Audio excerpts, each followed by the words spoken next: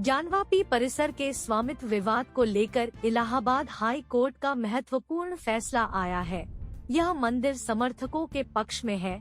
High court ने civil वाद को पोषणीय माना है और कहा है कि प्लेसेस ऑफ वर्शिप एक्ट 1991 से सिविल वाद बाधित नहीं है। न्यायमूर्ति रोहित रंजन अग्रवाल की पीठ बहुप्रतीक्षित प्रकरण में सुनवाई की गई।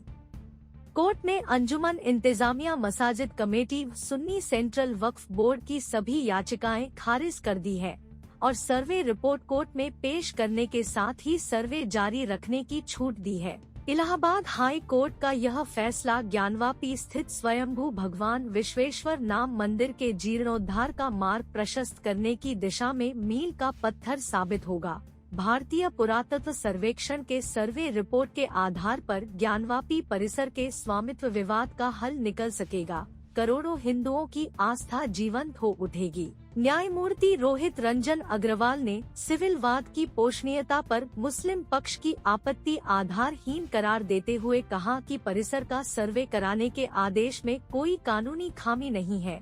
कोर्ट ने सभी अंतरिम आदेश भी समाप्त कर दिए हैं। ज्ञानवापी मामले को लेकर उच्च न्यायालय में हुई सुनवाई पर वकील विजय शंकर रस्तोगी ने बताया, मुस्लिम पक्ष की तरफ से जो याचिकाएं दाखिल की गई थी उन्हें खारिज कर दिया गया।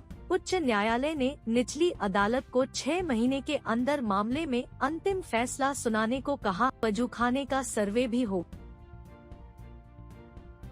मुस्लिम पक्ष के तरफ से फाइल किए गए थे उन सबको खारिज कर दिया और यह होल्ड कर दिया कि ये जो सूट 1991 का दाखिल किया गया है, वाद संख्या 610 सन 1991, that is not barred by section 4 of the places of worship special provision act 1991 and court को, लोअर कोर्ट को डायरेक्ट किया कि एक्सपीडिशसली, चूँकि 32 साल व्यतीत हो चुके हैं इस केस को फाइल किए हुए, इसलिए तुरंत एक्सपीडिशस डिस्पोजल इस केस का करें और लोअर कोर्ट को डायरेक्ट किया है कि विद इन 6 मंथ्स इस केस को फाइनल जजमेंट जो है वो प्रोनाउंस करें।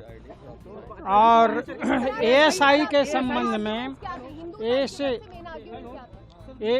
मैं कंप्लीट कर रहा हूँ। एएसआई के संबंध में माननीय न्यायालय ने ये कहा कि वाद संख्या 18 सन 21 में राखी सिंह के केस में जो एएसआई के द्वारा रिपोर्ट फाइल की गई है कल जनपद न्यायाधीश वाराणसी के न्यायालय में, वो same report shall be filed in this case and if any direction in the order has been not complied with in that ASI report, again वो सर्वे करें और उसकी भी रिपोर्ट फाइल करें इस केस में।